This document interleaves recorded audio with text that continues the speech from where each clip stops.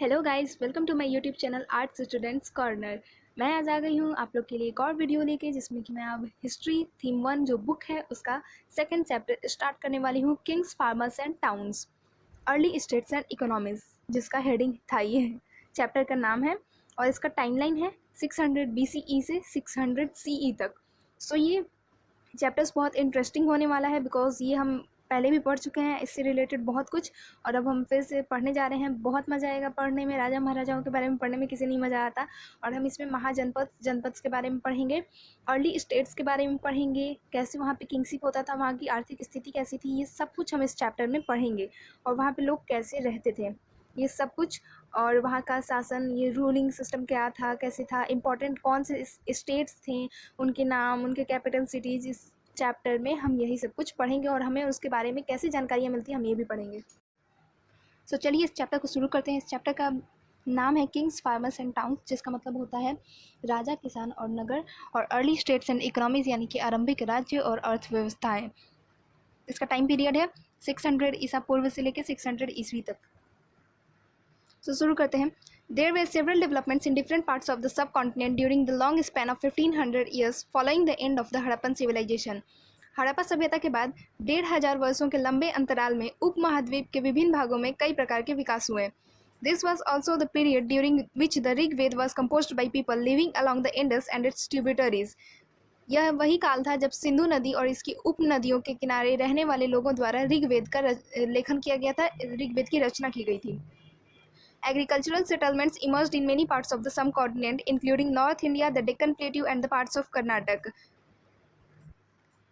उत्तर भारत और डेक्कन प्लेट्यू यानी कि दक्कन पठार क्षेत्र और कर्नाटक जैसे उपमहाद्वीप के कई क्षेत्रों में कृषि बस्तियां अस्तित्व में आईं।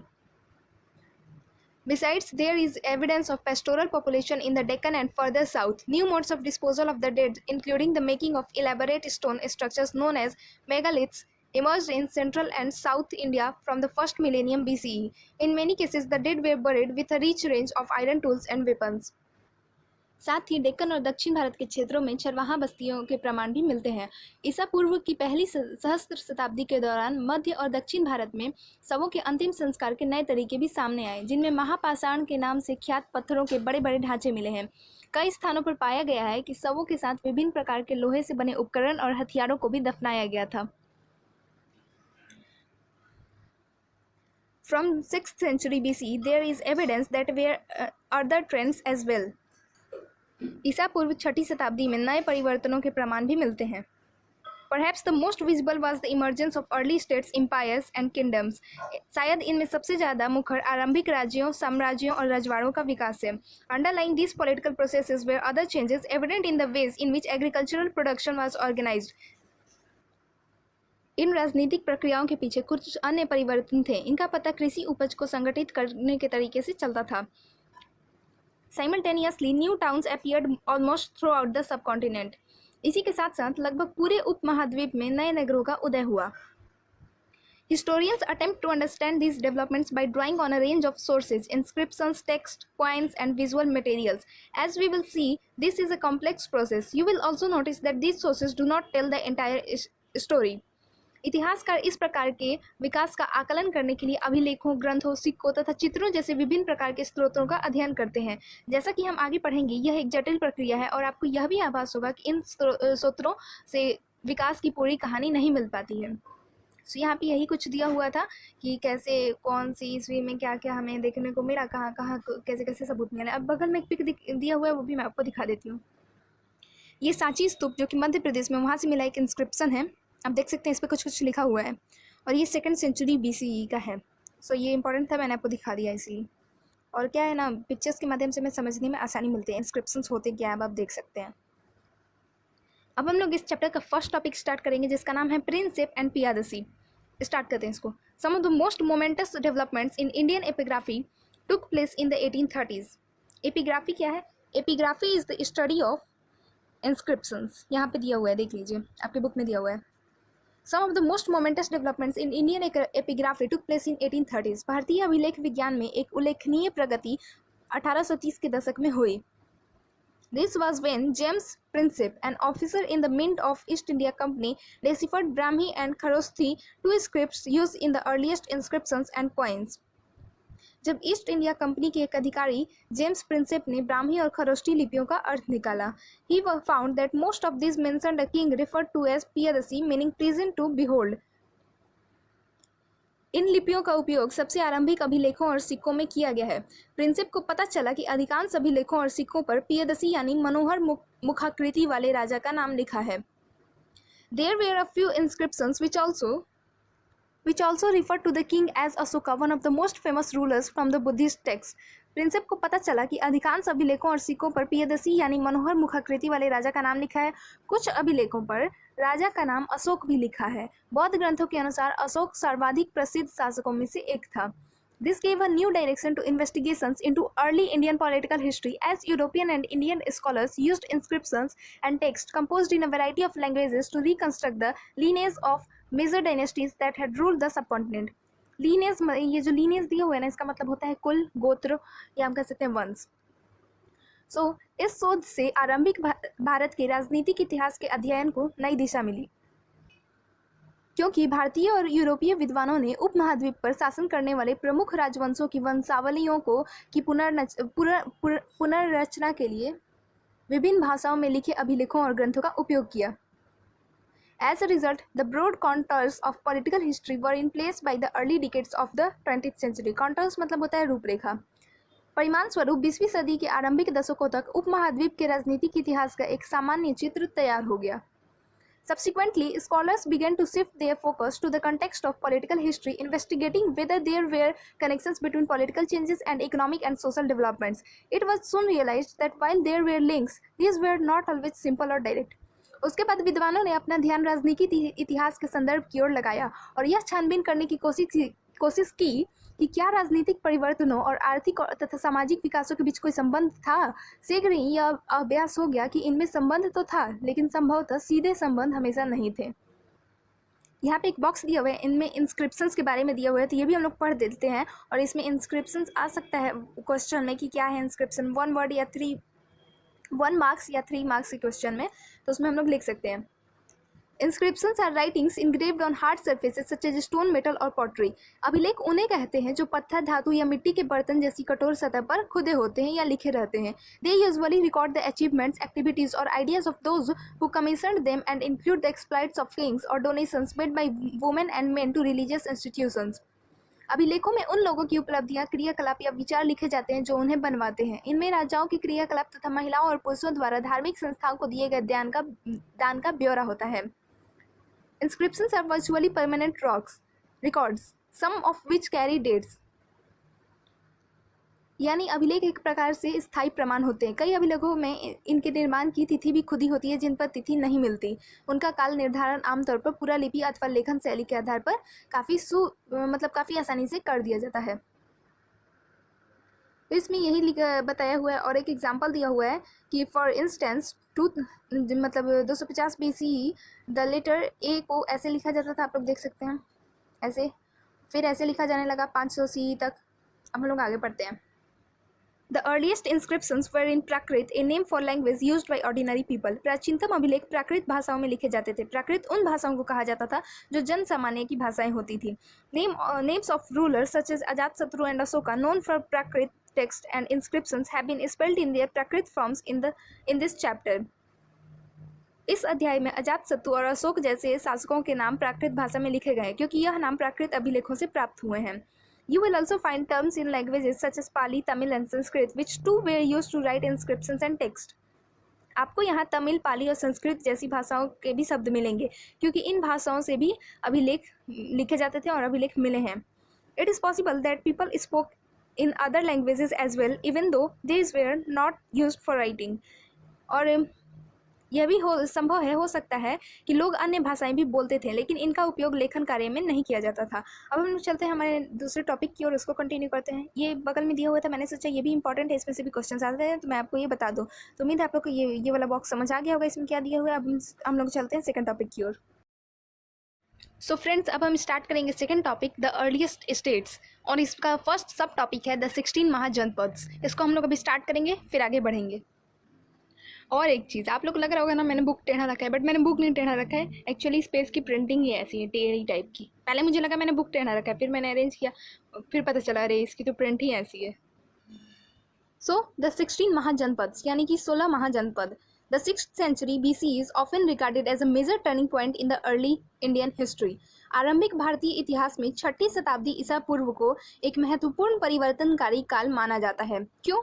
It is an era associated with early state cities, the growing use of iron, the development of coinage, etc. इस काल को प्रायः आरंभिक राज्यों, नगरों, लोहे के बढ़ते प्रयोग और सिक्कों के विकास के साथ जोड़ा जाता है। It also witnessed the growth of diverse system of thought, including Buddhism and Jainism. इसी काल में बौद्ध तथा जैन सहित विभिन्न दार्शनिक विचारधाराओं का भी विकास हुआ था। Early Buddhist and Jain text, जो कि हमें चैप्टर 4 में भी पढ़ने को मिलेंगे, mention amongst other things 16 states known as Mahajanapads, although the list was some names such as Vaji, Magad, Koshal, Kuru, Panchal, Gandhar and Avanti frequently. Clearly, these were amongst the most important Mahajanapads. बौद्ध और जैन धर्म के आरंभिक ग्रंथों में महाजनपद नाम से 16 राज्यों का उल्लेख मिलता है। यद्यपि महाजनपदों के नाम की सूची इन ग्रंथों में एक समान नहीं है, लेकिन ये जो लिखे हुए हैं वाजी, मगध, कोशाल, कुरु, पांचाल, गांधार और अवंती जैसे नाम प्रायः मिलते हैं। इससे यह स्पष्ट है कि उप महाजनपद सबसे महत्वपूर्ण महाजनपदों में गिने जाते होंगे। मतलब कौन? जो ये नाम मैंने अभी पढ़े ना, ये सब, तो ये सबसे महत्वपूर्ण होते होंगे, सबसे ज़्यादा प्रचलित या फिर सबसे ज़्यादा वेल नोन होते होंगे। While most Mahajanapads were ruled by kings, some known as Ganas or Sanghas were oligarchies, where power was shared by a number of men, often collectively called rajas. अधिकांश महाजनपदों पर राजा का शासन होता था, लेकिन गण और संघ के नाम से प्रसिद्ध राज्यों में कई लोगों का समूह शासन करता था। इस समूह का प्रत्येक व्यक्ति राजा कहलाता था। Both Mahavir and the Buddha belong to such gan. In some instances, as in the case of Vaji Sangh, the Rajas probably controlled resources such as land collectively, although their histories are often difficult to reconstruct due to lack of sources. Some of these states lasted for nearly 1,000 years. जो भगवान महावीर और भगवान बुद्ध इन्हीं गणों से संबंधित थे। वाजी संघ की ही भांति कुछ राज्यों में भूमि सहित अनेक आर्थिक स्त्रोतों पर राजा गण सामूहिक नियंत्रण रखते थे।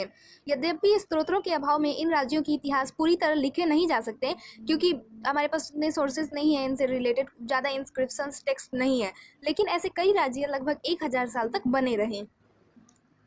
Each mahajanapada had a capital city which was often fortified. प्रत्येक महाजनपद की एक राजधानी होती थी जिसे प्रायः किले से घेरा जाता था, यानी कि किले बंद रहता था। नीचे मैंने फोर्टिफाई का मीनिंग लिख रखा है, दो मीनिंग लिख रखा है मैंने, बट यहाँ पे होगा किले बंद करना। Maintaining this fortified cities as well as providing for incipient armies and bureaucracies required resources. किले बंद राज्यों में रख रखाव और प्रारंभिक सेनाओं और नौकरशाही के लिए भारी आर्थिक स्रोत की आवश्यकता होती थी। यहाँ पे देख सकते हैं आप लोग जनपद का दिया हुआ है। जनपद क्या था? Janapada means the land where a jan, a people, clan और ट्राइब सेट्स इट्स फूट और settles. It is word used in both Prakrit and Sanskrit. Janapada का अर्थ है ऐसा भूखंड जहाँ कोई जन, लोग, कुल या जनजाति अपना पांव रखता है अथवा बस जाता है, यानी वहाँ अपना बस्ती बना लेता है। इस शब्द का प्रयोग प्राकृत और संस्कृत दोनों भाषाओं में मिलता है। From 6th century BCE onwards, Brahmins began composing Sanskrit texts known as धर्म सूत्रास। तो लगभग 6ठी शताब्दी ईसा पूर्व से संस्कृत में ब्राह्मणों ने धर्मशास्त्र नाम ग्रंथों की रचना शुरू कर दी। These laid down norms for rulers as well as for other social categories who were ideally expected to be Kshatriyas. इनमें शासक सहित अन्य के लिए नियमों का निर्धारण किया गया और यह अपेक्षा की जाती थी कि शासक क्षत्रिय वर्ण से ही होंगे। Rulers were advised to collect taxes and tribute from cultivators, traders and artisans. शासकों का काम किसानों, व्यापारियों और शिल्पकारों से कर यानी कि टैक्स तथा भेंट वसूलना माना जाता था। Were resources also procured from pastoralists and forest peoples? We do not really know. क्या हमें क्या वनवासियों और चरवाहों से भी कर के रूप में कुछ लिया जाता था? हमें इतना तो ज्ञात नहीं है। What we do know is that raids on neighboring states were recognized as a legitimate means of acquiring wealth. हमें इतना तो ज्ञात है कि संपत्ति जुटाने का एक वैध उपाय पड़ोसी राज्यों पर आक्रमण करके धन इकट्ठा करना भी माना जाता था। Gradually some states acquired standing armies and maintain regular bureaucracies. धीरे धीरे कुछ राज्यों ने अपनी स्थायी सेना और नौकरशाही तंत्र तैयार कर लिए। Others continue to depend on militia recruited more often than not from the peasantry. बाकी राज्य अब भी सहायक सेना पर निर्भर थे जिन्हें प्रायः कृषक वर्ग से नियुक्त किया जाता था। यहाँ पे देख सकते हैं ओलिगार्की का मीनिंग दिया हुआ है, इसको भी पढ़ लेते हैं। Oligarchy refers to a form of government where power is exercised by a group of men. The Roman Republic about which you read last year was an oligarchy in spite of his name. Oligarchy या समूह शासन उसे कहते हैं जहाँ सत्ता पुरुषों के एक समूह के हाथ में होती है। आपने पिछले वर्ष जिस रोमन गणराज्य के बारे में पढ़ा है वह एक समूह शासन ही है, यद्यपि इसका नाम अलग है। देखिए यहाँ पे एक मैप दिया हुआ है इंडिया का। यहाँ पे आप देख सकते हैं ये सब महाजनपद से हैं। यहाँ पे आप मगध देख सकते हैं, इसकी राजधानी राजगीर, उस समय राजगीर थी, बाद में बदल के पाटलिपुत्र हो गई थी। सो यहाँ पर अर्ली स्टेट्स और उनके कैपिटल्स के नाम दिए गए हैं। तो ये मैप आप लोग देख लीजिएगा, आ सकता है एग्जाम में मैप वर्क में ये। अब हम लोग नेक्स्ट सब टॉपिक स्टार्ट करते हैं। फर्स्ट अमॉन्ग्स द 16 यानी कि Magadh. Between the 6th and the 4th century BCE Magadh in present day Bihar, जिसको अब बिहार कहते हैं, बिकेम द मोस्ट पावरफुल महाजनपद। 6ठी से 4वीं शताब्दी ईसा पूर्व में मगध सबसे शक्तिशाली महाजनपद बन गया। Modern historians explain this development in a variety of ways. आधुनिक इतिहासकार इसे कई कारण बताते हैं। Magad was a region where agriculture was especially productive. Besides, iron mines in present-day Jharkhand were accessible and provided resources for tools and weapons. Elephants, an important component of the army, were found in forest in the region. Also, the Ganga and its tributaries provided a means of cheap and convenient communication. एक यह है कि मगध क्षेत्र में खेती की उपज खास तौर पर अच्छी होती थी, और दूसरा यह कि लोहे की खदानें जो कि झारखंड में थी आसानी से उपलब्ध थी और जिससे उपकरण और हथियार बनाना सरल हो जाता था। फिर जंगली क्षेत्रों में हाथी उपलब्ध थे जो सेना के एक महत्वपूर्ण अंग थे। साथ ही साथ गंगा और इसकी उपनदियों से आवागमन सस्ता और सुलभ हो जाता था।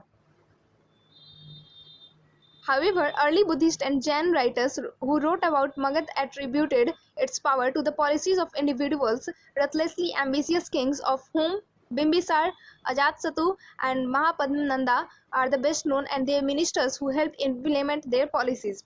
लेकिन आरंभिक जैन और बौद्ध लेखकों ने मगध की महत्ता का कारण विभिन्न शासकों की नीतियों को बताया है। इन लेखकों के अनुसार बिम्बिसार, अजातशत्रु और महापद्मानंद जैसे प्रसिद्ध राजा अत्यंत महत्वाकांक्षी शासक थे और इनके मंत्री उनकी नीतियां लागू करते थे। इनिशियली राजगढ़, द प्रकृत name for present day Rajgir in Bihar, was capital of Magadh. मैंने आपको बताया ही कि प्रारंभ में राजगाह, जो कि आधुनिक बिहार में राजगीर के नाम से प्रचलित है, मगध की राजधानी थी। Interestingly, the old name means house of kings, और यह रोचक बात है कि इस शब्द का अर्थ है राजाओं का घर। Rajagaha was a fortified settlement located amongst hills. पहाड़ियों के बीच बसा राजागाह एक किलेबंद शहर था। नीचे आप देख सकते हैं फोटो दिया हुआ है, बहुत ही ब्लर्ड फोटो है, मतलब समझ नहीं आ रहा है इसमें कुछ अच्छे से, लेकिन पहाड़ तो समझ आ ही रहा है। Later in the 4th century BCE, the capital was shifted to Patliputra, present day Patna, commanding routes of communication along the Ganga. यह रोचक बात है कि मतलब इस शब्द का अर्थ, राजागाह का अर्थ राजाओं का घर है। पहाड़ियों के बीच बसा राजागाह एक किलेबंद शहर था। बाद में 4वीं शताब्दी ईसा पूर्व में पाटलिपुत्र को राजधानी बनाया गया, जिसे अब पटना कहा जाता है, जिसकी गंगा के रास्ते आवागमन के मार्ग पर महत्वपूर्ण अवस्थिति थी, तो इसीलिए उसको राजधानी बना दिया गया। बगल में एक क्वेश्चन दिया हुआ है, why were these walls built. इसका आंसर आप लोग कमेंट सेक्शन में मुझे बताइएगा। अगर आपको नहीं मिलेगा तो मैं ऑफकोर्स बता दूंगी आपको नेक्स्ट वीडियो में। अब हमारा जो थर्ड टॉपिक है ना, अर्ली एम्पायर, इसको मैं नेक्स्ट वीडियो में आपको बताऊंगी। इस टॉपिक को कवर करूंगी और इसके अगले वाले टॉपिक को भी नेक्स्ट वीडियो में मैं कवर करूंगी। उम्मीद है आप लोग को इसके पहले के 2 टॉपिक से अच्छे समझ आए होंगे तो एक लाइक कर दीजिएगा। नहीं अच्छा लगा, नहीं समझ आया तो डिसलाइक कर दीजिएगा। कमेंट करके बताइएगा अगर कोई डाउट्स हुआ तो। अपने फ्रेंड्स के साथ इस वीडियो को जरूर से जरूर शेयर कीजिएगा और चैनल को सब्सक्राइब करना मत भूलिएगा। Thank you for watching the video.